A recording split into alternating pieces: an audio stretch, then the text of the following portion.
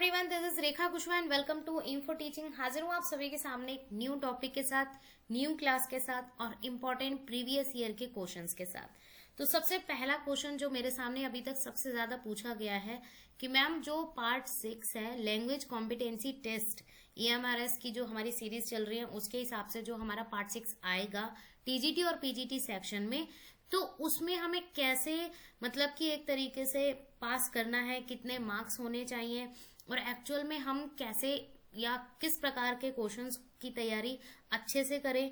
और सबसे ज्यादा क्वेश्चन आ रहा है हमारे मतलब मेरे सामने TGT वालों के लिए, क्योंकि TGT में क्या है कि हिंदी, इंग्लिश प्लस एक रीजनल लैंग्वेज भी आप लोगों को चूज करनी है।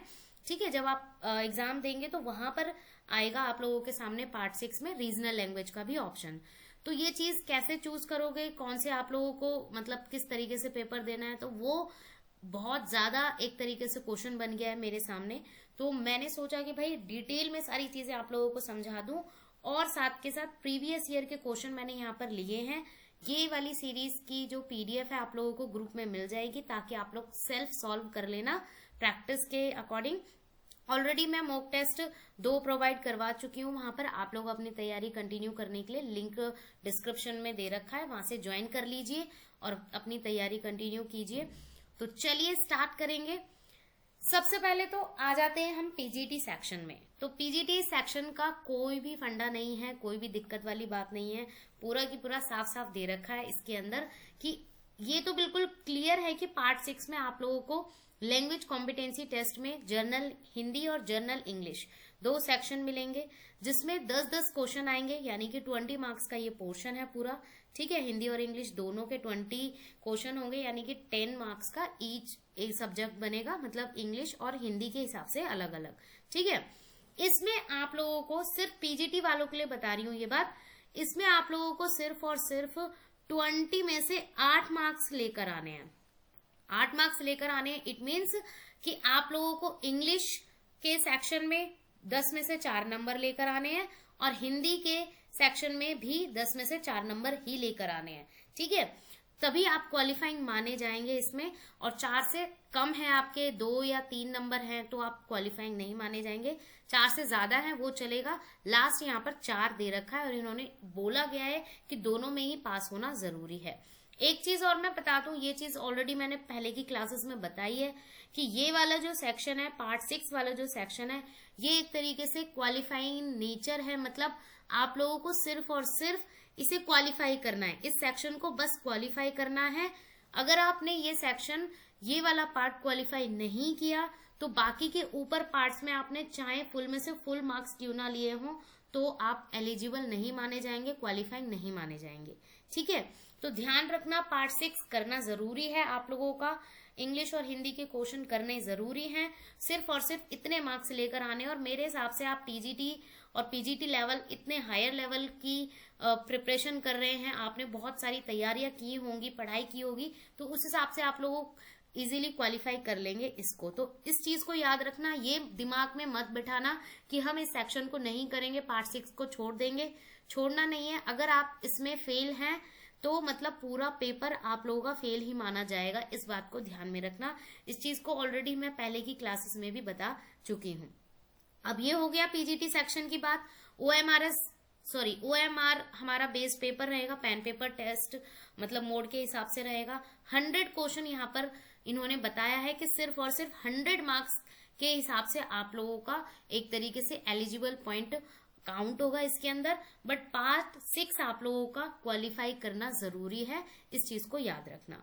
ठीक है, जर्नल और हिंदी मतलब जर्नल हिंदी और इंग्लिश के क्वेश्चन बहुत इजी लेवल के आएंगे, ज्यादा कुछ ऐसा नहीं आएगा कि टफ लेवल के आएंगे।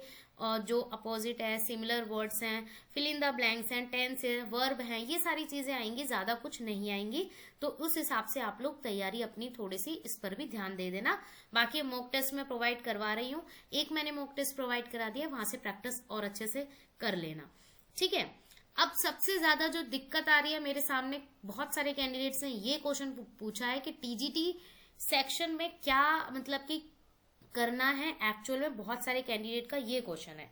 तो देखियो, ये चीज ऑलरेडी मैंने बता दी है कि पार्ट 6 एक तरीके से क्वालिफाई करना, मतलब इसमें आप लोगों को एक तरीके से अटेंड करना जरूरी ही है। अब देखिए यहाँ पर इन्होंने एक प्लस पॉइंट दे दिया है ये कि इंग्लिश, हिंदी और रीजनल लैंग्वेज, ये 3 सेक्शन में इन्होंने पार्ट 6 को बांट दिया है और इसमें आप लोगों के टोटल 30 में से 12 मार्क्स होने चाहिए तीनों को मिला के। मतलब 10-10 नंबर के अगर तीनों सेक्शन को इन्होंने बनाया है तो एक तरीके से 10 में से आप लोगों को वही सेम चीज 10 में से 4 तो नंबर लेने ही हैं। 10 में से 4 आप लोगों के इंग्लिश में होने चाहिए, हिंदी में होनी चाहिए 10 में से 4, और 10 में से 4 ही आप लोगों के रीजनल लैंग्वेज जो भी आप चूज करोगे उसमें होने चाहिए। ठीक है, इस चीज को ध्यान में रखना। अब एक चीज आप लोगों को थोड़ा सा ये चीज रखनी है कि देखिए 10 में से 4, 10 में से 4, 10 में से 4, तो नॉर्मली 30 में से आप लोगों के 12 मार्क्स तो होने चाहिए तीनों पोर्शन को मिला के, तीनों सेक्शन को मिला के। अब सबसे ज्यादा यहाँ पर ये चीज मेरे सामने आती है कि भाई रीजनल लैंग्वेज में हम क्या इंग्लिश और हिंदी के अलावा इंग्लिश चूज कर सकते हैं, या इंग्लिश और हिंदी अगर हमने ऑलरेडी हिंदी तो है ही हमारे पास, क्या हिंदी चूज कर सकते हैं, और अदर लैंग्वेज तो है ही। तो देखिए वो चीज भी मैं क्लियर कर देती हूँ यहाँ पर आप लोगों के सामने। ठीक है, तो सबसे पहले तो रीजनल लैंग्वेज में देख लीजिए कि कौन कौन सी लैंग्वेज इन्होंने इंक्लूड की है। आसामी है, बंगाली है, बोडो है, डोंगरी है, इंग्लिश, गैरो, गुजराती, नेपाली, तो ये टोटल हमारे 20 लैंग्वेज इन्होंने रीजनल लैंग्वेज में डाली है। ठीक है, अगर आप लोगों ने इंग्लिश चूज किया है, मतलब ऑलरेडी आप लोगों के पास इंग्लिश एक लैंग्वेज में रहेगी प्लस हिंदी एक लैंग्वेज में रहेगी, और थर्ड लैंग्वेज आप लोगों को रीजनल लैंग्वेज चूज करनी है। ठीक है, तो रीजनल लैंग्वेज में अगर आपने इंग्लिश चूज किया है, इंग्लिश चूज करोगे आप लोग, इंग्लिश मतलब लैंग्वेज के हिसाब से कंटिन्यू करोगे, 10 क्वेश्चन इंग्लिश के दोगे तो आप दे सकते हो, कोई दिक्कत नहीं है। अगर आपने रीजनल लैंग्वेज में हिंदी चूज की है, ठीक है, तो वहां पर भी 10 क्वेश्चन आप लोगों को हिंदी के अलग से मिलेंगे, बट इन्होंने साफ साफ बोला गया है नोट में कि ये जो हिंदी के क्वेश्चन होंगे, मतलब जो जर्नल इंग्लिश और जर्नल हिंदी के क्वेश्चन के अलावा आप ऑलरेडी पहले तो इंग्लिश और हिंदी का आप लोगों के सामने पोर्शन मिलेगा ही, बट आपने रीजनल लैंग्वेज में अगर इंग्लिश चूज की है या हिंदी चूज की है तो 10-10 का तो पोर्शन बनेगा ही, 10 में से आपको 4 लेने ही है। बट इसका जो स्टैंडर्ड होगा, मतलब कि जो लेवल होगा क्वेश्चंस का, वो जर्नल इंग्लिश या जर्नल हिंदी से अलग होगा। ठीक है, हायर लेवल के क्वेश्चन आएंगे इंग्लिश के या हिंदी के। ठीक है, जो भी आप रीजनल लैंग्वेज में थर्ड लैंग्वेज जो चूज करोगे, अगर आपने मतलब इंग्लिश या हिंदी में से बता रही हूँ, क्योंकि ऑलरेडी हमारे पास यानी कि तुम लोगों को इंग्लिश और हिंदी तो मिलेगी जर्नल में, जिसमें यहाँ पर देख लीजिए सिलेबस कौन कौन सा है, मैंने बता दिया था वैसे भी पहले की क्लासेस में, बट एक बार मैं रिवाइज करवा देती हूँ। जर्नल इंग्लिश और जर्नल हिंदी में ये सिलेबस रहेगा कि टेंसेज हैं, और 10 मार्क्स में ज्यादा कुछ नहीं देंगे, एक एक क्वेश्चन इन्होंने डाला है। आगे मैं आप लोगों को क्वेश्चन पेपर दिखाऊंगी तो उस हिसाब से पता चल जाएगा कि कैसे क्वेश्चन आने वाले हैं, और हिंदी में भी यही पोर्शन है। ठीक है, अब आपने अगर रीजनल लैंग्वेज में हिंदी चूज किया है या इंग्लिश चूज किया है तो इसका जो स्टैंडर्ड लेवल है वो थोड़ा सा अलग होगा, डिफरेंट होगा, जर्नल हिंदी या इंग्लिश के हिसाब से नहीं होगा। इस बात को ध्यान में रख लेना। ठीक है, इस बात को बिल्कुल गांठ बांध लीजिए कि उसके क्वेश्चन और जर्नल हिंदी और इंग्लिश के क्वेश्चन अलग आएंगे अगर आपने रीजनल लैंग्वेज में हिंदी या इंग्लिश चूज की है तो। इफ सपोज आपने कोई अदर लैंग्वेज चूज की है, कि आपने गुजराती यूज की है, मतलब सॉरी ली है, थर्ड लैंग्वेज रीजनल लैंग्वेज में चूज की है, कन्नड़ा है, कश्मीरी है, तो उस हिसाब से कैसे क्वेश्चन आएंगे तो वो देख लीजिए। फॉर एग्जाम्पल के लिए पंजाबी लैंग्वेज आपने चूज की है, तो ये तो मैंने 1 लाइनर क्वेश्चन के हिसाब से एक पैटर्न बताया है, आएंगे क्वेश्चन आप लोगों के एमसीक्यू बेस्ड ही, बट यहाँ पर देख लीजिए इस तरीके के क्वेश्चन बनेंगे कि आप लोगों को ये जो पंजाबी लैंग्वेज में लिखा हुआ है, हालांकि मुझे भी नहीं आती है पंजाबी, इस वाक्य में क्रिया कौन सी है, ठीक है, इस शब्द का पर्यायवाची क्या होगा, ये जो शब्द लिखा हुआ है इसमें इंग्लिश का अर्थ क्या है, तो उसमें आप लोगों को ऑप्शन दिए होंगे और एमसीक्यू बेस्ड क्वेश्चन ही आएंगे जो आपकी अदर मतलब की लैंग्वेज आप चूज करते हो उस हिसाब से। तो ये थोड़ा हिंट के तौर पर बता दिया है मैंने, और होप सो अब आप लोगों को कोई दिक्कत नहीं हुई होगी। मेन जो मेरा पॉइंट था बोलने का ये था कि जर्नल हिंदी और जर्नल इंग्लिश के अलावा अगर आप रीजनल लैंग्वेज में फिर से हिंदी और इंग्लिश चूज करते हैं तो कर सकते हो, कोई दिक्कत नहीं है। इन्होंने बिल्कुल भी मना नहीं किया कि नहीं कर सकते हैं या एक ही बार इंग्लिश होगी एक ही बार हिंदी होगी, नहीं, आप रीजनल लैंग्वेज में हिंदी और इंग्लिश चूज कर सकते हो, बट उन क्वेश्चंस का पैटर्न अलग होगा और जो लेवल है वो भी अलग होगा, वो डिफिकल्ट लेवल में भी आ जाएगा। और आप टीजीटी और पीजीटी की तैयारी कर रहे हैं तो उस हिसाब से थोड़ा सा हायर लेवल ही देंगे ये। जर्नल हिंदी और जर्नल इंग्लिश में सिर्फ और सिर्फ ये पोर्शन आएगा जो यहाँ पर मैंने एज अ सिलेबस के हिसाब से बता रखा है। होप सो क्लियर हो गई होगी ये बात।